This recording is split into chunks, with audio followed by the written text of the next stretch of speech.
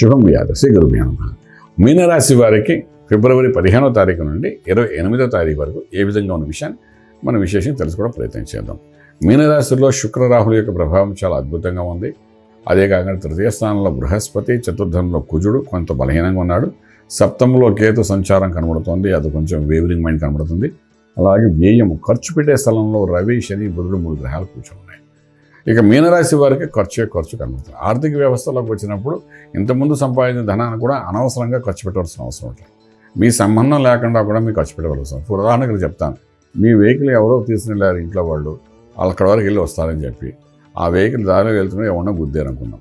గుద్దడం వల్ల వాడికి 10,000 ఇవ్వాల్సి వస్తుంది, మన వెహికల్ బాగు చేసుకోవడానికి ఇంకో 10,000 ఖర్చు అవుతుంది.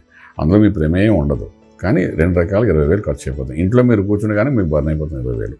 అంటే ఇది చిన్న ఉదాహరణకు చెప్పాను, దాన్ని జాగ్రత్త అర్థం చేసుకోండి. అంటే మీకు సంబంధం లేకపోయినా, మీకు ఇన్వాల్వ్మెంట్లు ఉన్నా లేకపోయినా మీ చేత ఖర్చు అయితే ఖచ్చితంగా పెట్టిస్తాడు. జాగ్రత్త చూసుకో. అంటే ఫర్ ఎగ్జాంపుల్ ఫ్లైట్ టికెట్స్ కొనుక్కున్నారు 3-4, కొనుక్కున్న తర్వాత వెళ్దాం అనుకుంటారు. వెళ్దాం అనుకుంటే అప్పటికి ఏదో సంఘటన జరుగుతుంది, దాంతో మొత్తం క్యాన్సిల్ అవ్వాలి. అది ఒక రోజు ముందు తెలుస్తుంది. అప్పుడేంటి ఆ కొన్న 25,000, 30,000 నష్టమే.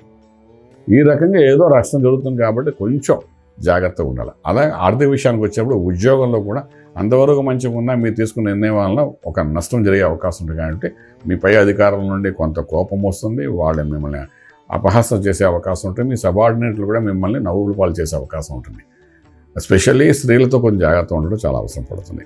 అలాగే వ్యాపారం చేసుకునే వాళ్ళు కూడా ఈ సరైన సమయం కాదు, కొత్త నిర్ణయాలు తీసుకోకుండా వ్యాపార స్థలానికి కూడా ఎక్కువ వెళ్ళకండి. ఎవరో ఒకరి ద్వారా రన్నింగ్ చేయించడం ప్రయత్నం చేయగలిగితే చాలా బాగుంటుంది. ఇది రెండవ విషయం. ఇకపోతే విదేశాలకు వెళ్ళి సెటిల్ అవ్వాలనుకున్న ఆలోచన 15 రోజులు పెట్టుకోకండి. రవి శని యుద్ధం జరుగుతున్నంతసేపు ఎటువంటి ఆలోచన పెట్టకండి. ఎందుకంటే మీనరాశి వారికి 12 ఈ ఖర్చులు ఏదైతే ఉన్నాయో అది ఒక ఇంట్రెస్ట్ కలిగేటట్టు చేసి డబ్బు ఇన్వెస్ట్మెంట్ చేసి మళ్ళీ మొత్తం అంతా పోగొట్టేట్టు చేస్తారు. సో ఎనీ ఇన్వెస్ట్మెంట్ ప్లాన్స్ అనేది మీకు అనుకూలమైన వాతావరణం కాదు. ఓకే, మీకు ఉత్సాహం కలుగుతుంది, శుక్రుడు రాశిలో ఉన్నాడు కాబట్టి ఏదో ఒక లక్ ఫేవరింగ్ అవుతుంది. లక్ ఫేవర్ అయితే దాని తగ్గంగా ఒక ధనం వస్తుంది లక్కీగాను. వచ్చినంత మంది పలానా చోట ఇన్వెస్ట్మెంట్ చేసేద్దామంటే అది మళ్ళీ బర్న్ అయిపోతుంది. అంతేకాదు వచ్చిన ధనాన్ని వీలైనంత వరకు ఫిక్స్డ్ లేకపోతే ఏదో ఒక వస్తువు రూపంలోనే దాచేయడానికి ప్రయత్నం చేయండి. అంతే తప్ప దాన్ని మళ్ళీ ఇంకొక రకమైనగా ఖర్చు పెట్టాలని చూస్తే అది మొత్తం బర్న్ అవుతుంది. సో అది కొంచెం జాగ్రత్త. ట్రేడింగ్ చేయవలసిన అవసరం లేదు మీకు ఇప్పుడు. అదే విధంగా ఇంపోర్ట్ ఎక్స్పోర్ట్ వ్యాపారాలు, రకరకాల వ్యాపారాలు విదేశాల్లో చేసేవన్నిటి కూడాను కొంచెం న్యూట్రల్గానే జరుగుతుంది. శుభవార్తలు వింటారు, ఆహ్లాదకరంగా ఉంటుంది, శుభకార్యాలు చేస్తారు. కొంచెం బ్రెయిన్లో కూడా మీకు ఏంటంటే ఒక రకమైన మాయా మిక్స్లా ఉండే అవకాశం ఉంటుంది.